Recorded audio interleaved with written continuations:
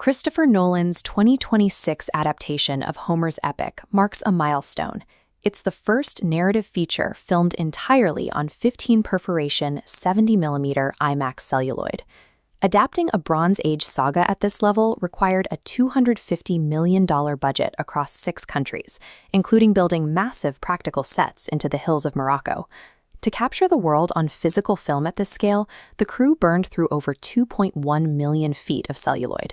Running the film horizontally through the camera creates a frame roughly 9 times the size of standard 35mm film, allowing for a tall 1.43:1 aspect ratio, with a resolution equivalent to 18K digital. By choosing this format for every single frame, the production committed to a level of visual fidelity that standard Hollywood cameras simply cannot match. An IMAX film camera is hostile, industrial machinery. At over 300 pounds, the crew had to lay reinforced steel plating just to move it. Because the film stock is so thick, a single massive magazine runs out completely after just 3 minutes of shooting. Once the magazine is spent, the entire production must halt for a 20-minute reload. The internal motors are also incredibly loud, creating a clatter like a jackhammer that destroys any usable live dialogue.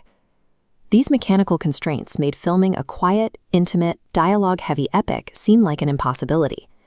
Using this hardware as a primary narrative tool meant the crew had to engineer entirely new ways to shoot a movie. The first workaround was a 300-pound soundproof housing called a blimp, designed to muffle the camera's motor during dialogue scenes. While the blimp successfully quieted the camera, it acted as a giant physical wall on set.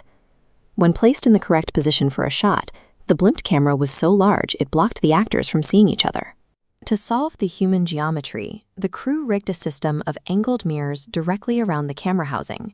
This allowed performers to deliver emotional scenes directly into a reflection, while the camera behind the mirror captured perfect eye contact. This intricate mirror hack meant a format originally built for wide spectacle could finally be used to capture raw human intimacy. To maintain momentum, the camera crew developed a strict choreography to reload the magazines every 3 minutes as a high-speed discipline. The filmmakers also chose to bypass digital intermediates entirely, favoring a 100% photochemical post-production pipeline. The result is 54 continuous reels of film that assemble into a single theatrical print weighing over 500 pounds. From the first exposure on set to the final cut in the editing bay, the production rejected digital convenience to preserve the optical data of the negative. There is a mathematical irony to this effort. While the film was shot for the 15-70mm format, only 41 theaters worldwide currently have the projector shown here required to play it. The other 97.5% of IMAX-branded venues rely on lower-resolution digital projectors with a wider aspect ratio, often called LieMAX. Because digital screens are shorter, the top and bottom of the frame are truncated, deleting roughly 40% of the vertical image composed by the filmmakers.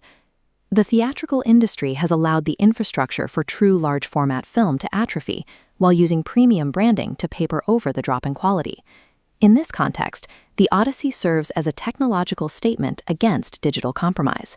By pushing the physical limits of celluloid, Nolan forced the industry to reckon with the massive gap between true large-format film and standard digital systems.